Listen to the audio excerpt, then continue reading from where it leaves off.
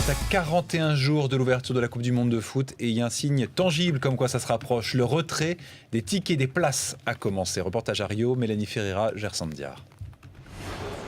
Après des années d'attente, de nombreux efforts, ils ont enfin leur sésame en main, leur billet pour la Coupe du Monde. Ça y est, le rêve est devenu réalité. C'est le Brésil, c'est le pays du foot. C'était un rêve quand ils ont voté à Brésil 2014, en 2007 je crois. Je me disais j'y serai et là j'y suis, j'ai ça entre les mains, je suis trop contente. J'ai réussi à avoir 2 billets, un pour la première phase, Chili-Espagne, et l'autre pour les huitièmes de finale. J'ai tenté au tirage au sort mais je n'y suis pas arrivé. J'ai retenté dans la deuxième partie de vendre des billets. Beaucoup de concurrence, c'était difficile mais on a réussi.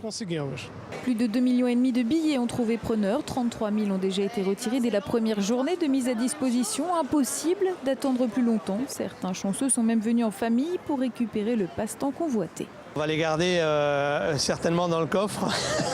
On était trop impatients et en fait on voulait les avoir déjà dans la main parce que c'était super difficile d'avoir des places.